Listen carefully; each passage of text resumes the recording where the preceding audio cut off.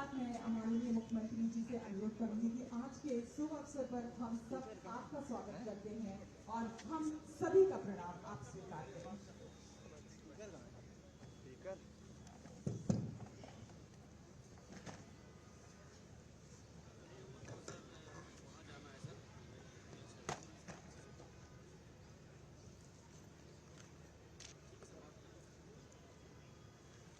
भारत माता के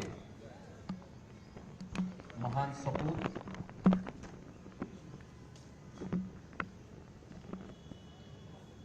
भारत की इस आजादी के महानायक नेताजी सुभाष चंद्र बोस की आज पावन जयंती है। इस अवसर पर मैं प्रदेश सरकार की ओर से और प्रदेश की 25 करोड़ जनता जनार्दन की ओर से नेताजी सुभाष चंद्र बोस को देश के लिए, उनकी सेवाओं के लिए, युवाओं में ऊर्जा भरने के लिए नमन करते हुए विनम्र श्रद्धांजलि अर्पित करता हूं।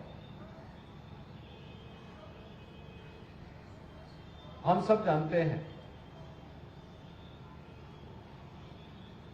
कि भारत की आजादी के आंदोलन के दौरान भारत के युवाओं को विदेशी हुकूमत के खिलाफ एकजुट करके लड़ने की एक नई प्रेरणा नेताजी ने दी थी। न केवल भारत में बल्कि भारत के बाहर भी कैसे हमें देश की आजादी की लड़ाई को आगे ले जाना है, एक गजब की रणनीति नेताजी ने उस समय तैयार की थी। आज उसी का परिणाम है कि हम जब भारत के बाहर जाते हैं, बहुत सारी जगहों पर हमें नेताजी से जुड़े हुए वे स्थल देखने को मिलते हैं।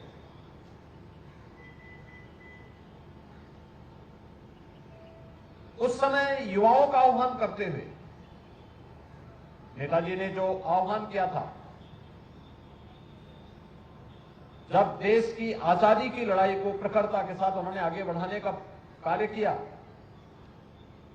और आजाद हिंद फौज का गठन किया, तो उन्होंने भारत के नौजवानों को एक ही आह्वान किया कि तुम मुझे खून दो, मैं तुम्हें आजादी दूंगा। यह देश की आजादी का एक मंत्र बन गया और देश की आजादी का एक मंत्र बन करके लाखों लाख युवा देश की आजादी के लिए अपना सर्वस्व न्यौछावर करने के लिए तैयार हो गए। न केवल युवा बल्कि हर भारतवासी आजाद हिंद फौज के नेतृत्व में लड़ी जाने वाली इस लड़ाई का हिस्सा बना और न केवल भारत में बल्कि म्यांमार में, सिंगापुर में, दुनिया के तमाम अन्य देशों में उन्होंने इस लड़ाई को बड़ी प्रखरता के साथ बड़े प्रभावी ढंग से आगे बढ़ाने का काम किया। आज यही कारण है कि हर भारतवासी नेताजी सुभाष चंद्र बोस के प्रति बड़ा श्रद्धा और सम्मान का भाव रखता है। यह हमारा सौभाग्य है कि देश के यशस्वी प्रधानमंत्री श्री नरेंद्र मोदी जी ने नेताजी सुभाष चंद्र बोस की पावन जयंती को देश के अंदर पराक्रम दिवस के रूप में आयोजित करने और एक साप्ताहिक आयोजन इसके साथ जोड़ने का कार्यक्रम बनाया है। नेताजी भारत के शौर्य और पराक्रम के प्रतीक रहे हैं और उन्होंने भारत के युवाओं को भारत के इस पराक्रम के साथ जोड़ने का काम किया।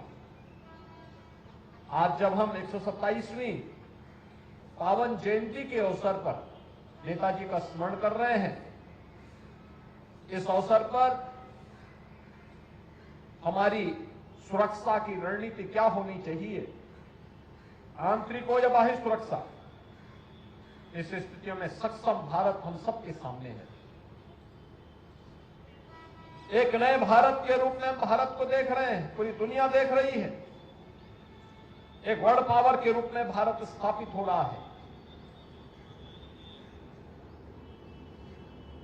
भारत की वर्तमान स्थिति को इस पराक्रमी भारत के माध्यम से आगे बढ़ने के प्रेरणा स्रोत नेताजी सुभाष चंद्र बोस हैं। मैं इस अवसर पर एक बार फिर से उनकी स्मृतियों को नमन करते हुए नेताजी को देश के लिए, उनकी सेवाओं के लिए कोटि कोटि नमन करते हुए अपने प्रदेश के सभी युवाओं का आह्वान करूंगा कि मातृभूमि के लिए हम जो भी कर पाएंगे वह कम होगा। और इस दृष्टि से आज की सबसे बड़ी आवश्यकता है कि हर व्यक्ति अपने अपने कर्तव्यों का ईमानदारी पूर्वक निर्वहन करे। जो जिस क्षेत्र में है, छात्र है, पूरी तन्मयता के साथ अध्ययन करे। नई चीजों को सीखने की जिज्ञासा उसके मन में होनी चाहिए। समाज के जिस क्षेत्र का है, अगर वह अपने अपने क्षेत्र में अपनी अपनी जिम्मेदारियों का, अपने अपने कर्तव्यों का ईमानदारी पूर्वक निर्वहन करता है, तो नेताजी के प्रति यह हमारी सच्ची श्रद्धा होगी, सम्मान होगा। और नेताजी सुभाष चंद्र बोस स्वतंत्र भारत में उस प्रकार की व्यवस्था के सख्त हिमायती थे कि यह होना चाहिए। कर्तव्यों के प्रति आग्रही हम सबको होना पड़ेगा, तभी हम पराक्रमी भारत को दुनिया की सबसे बड़ी ताकत के रूप में स्थापित कर पाएंगे। आज के इस अवसर पर एक बार पुनः नेताजी को नमन करते हुए, इनकी स्मृतियों को नमन करते हुए, मैं इस अवसर पर नेताजी के आदर्शों का अनुसरण हमारे युवा करेंगे, इस विश्वास के साथ आप सबको आज के इस पराक्रम दिवस की हृदय से बधाई देता हूं, अपनी शुभकामनाएं देता हूं। धन्यवाद। जय हिंद।